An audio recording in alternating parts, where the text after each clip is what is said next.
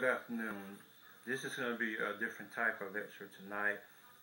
The recording earlier got messed up, so what I want to do was still give some of the people who are following me just a short version of the lecture from today, dealing with Daniel chapter 6, with Daniel being thrown into the lion's den.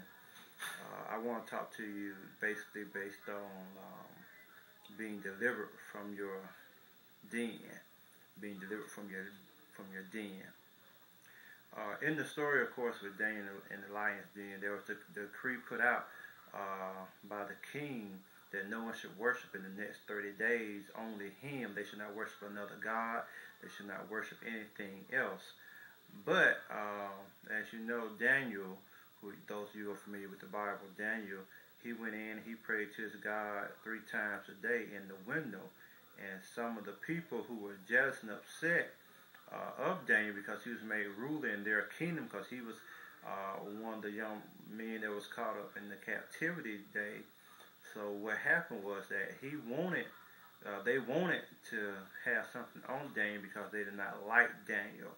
So they went and told the king, and the king really did not want to do this. He really did not want to deliver Daniel in the lion's den, because the way the story reads in the Bible, it says that a decree was made, the king signed it, and it was based off the people surrounding him who brought that to his knowledge, who brought that idea to him, that he should make a statue, he should make himself that God, and no one else would worship him, would not worship anybody else, just him.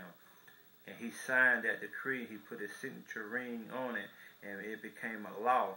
And when they came back and told him about Daniel being thrown into, about Daniel praying to another God, to his God, to our true God, it kind of worried the king. The king liked Daniel.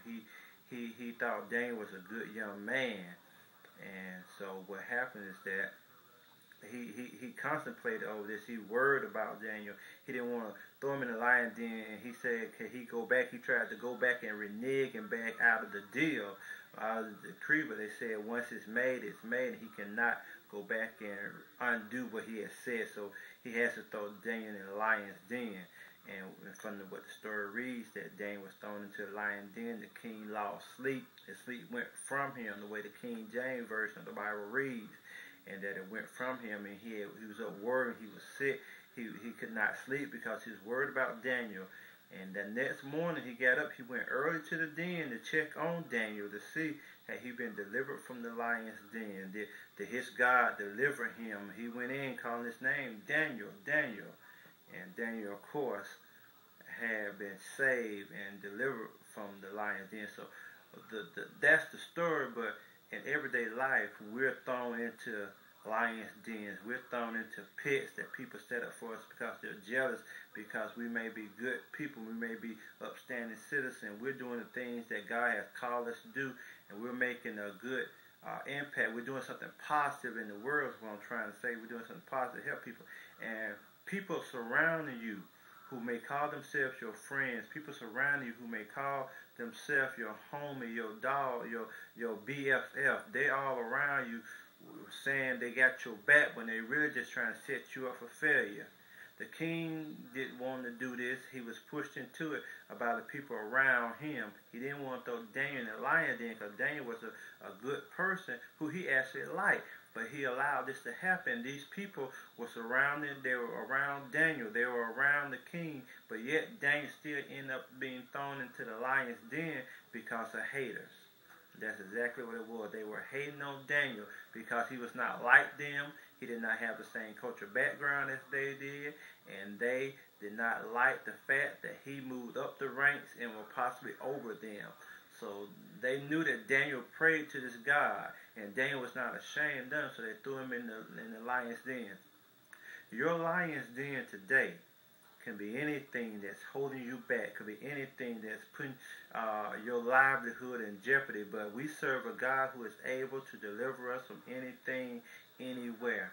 So when you find yourself down, and then you feel like you're out, you feel like you're alone, and that no one there can help you. Just trust and know that God is right there with you. He's right there waiting to deliver you. He's right there waiting for you to depend on him. Daniel did not kick, did not scream, did not yell, cry, or fight back going to the lion's den. For he knew the God that he served was able to deliver him from this depths of the seat that he was put in. He knew that he had a God that if he did not deliver him, that his soul would be well rested in his bosom.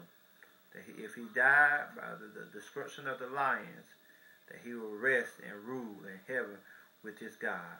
So Daniel was not worried. The king was worried.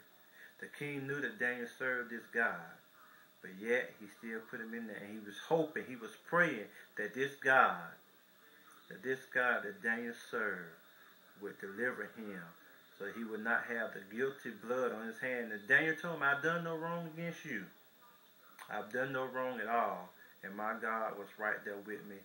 So after that, the king rounded up all the people who had all this negative stuff, and he threw them, their wives, and their children into the lion's den.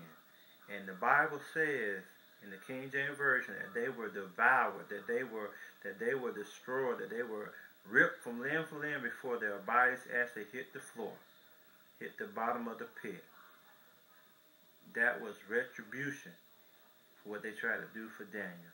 So just know, all the haters that are hating on you because you're moving up and you're doing what you have been called to do, and God is blessing you and blessing you, don't worry about getting even with them. Leave that for the Lord. Thank you. We bless you, and have a good night.